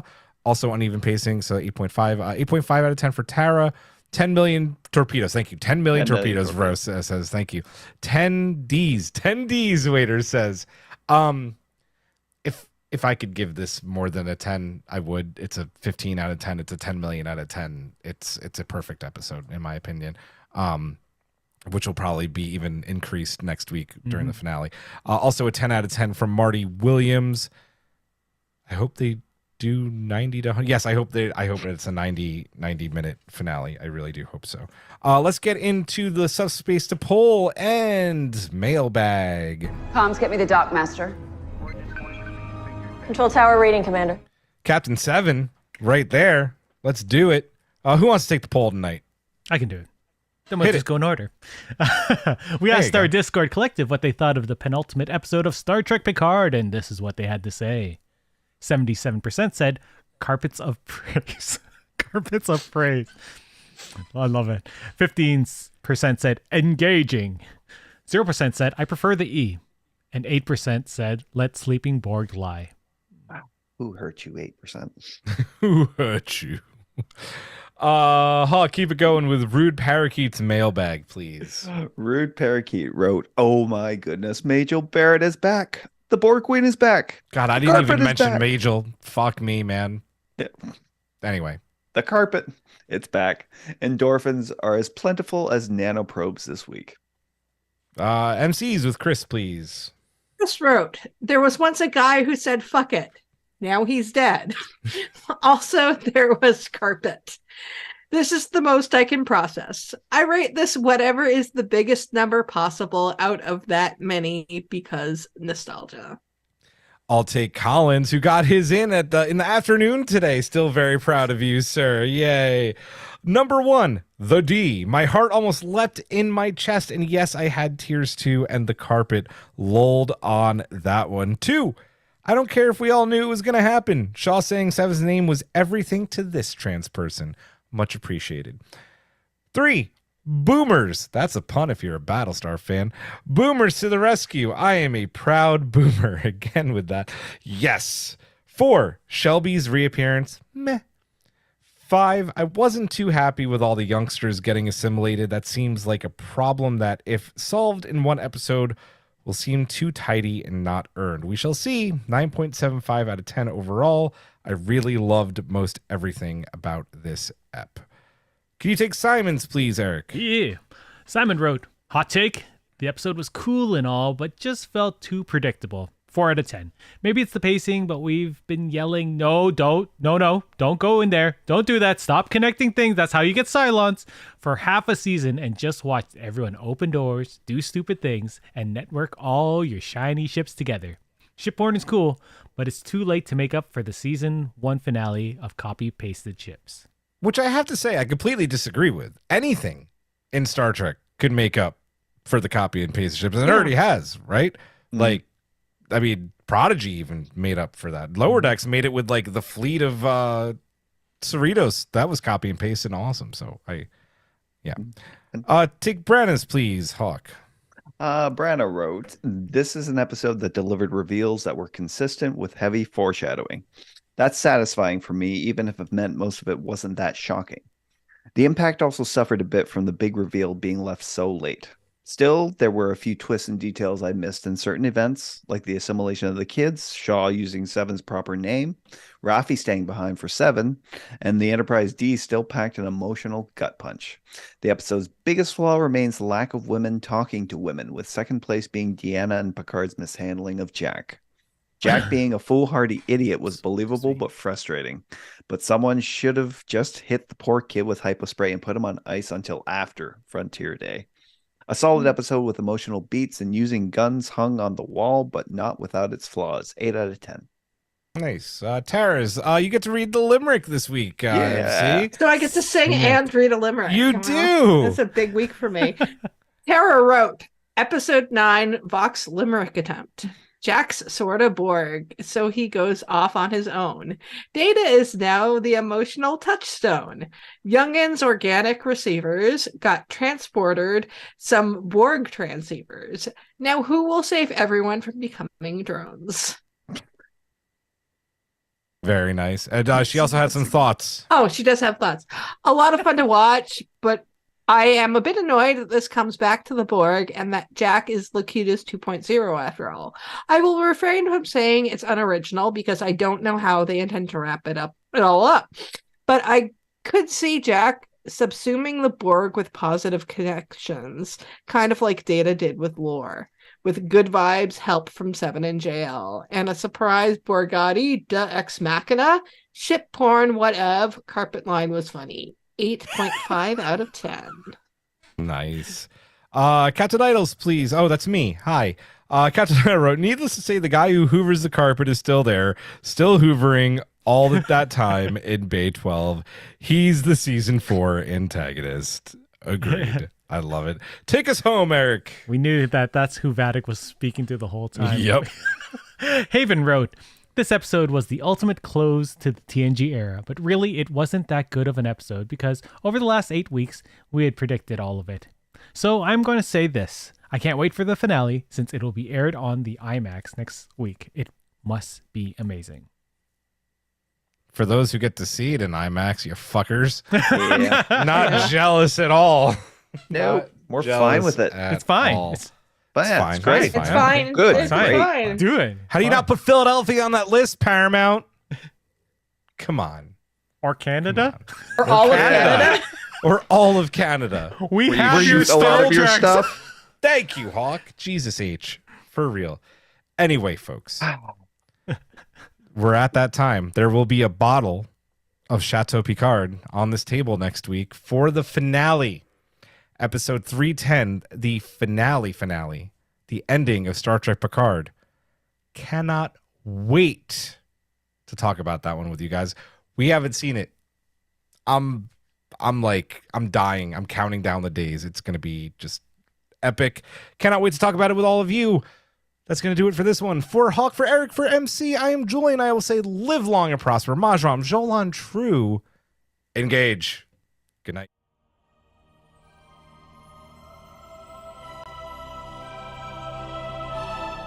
Thanks for beaming into our podcast today.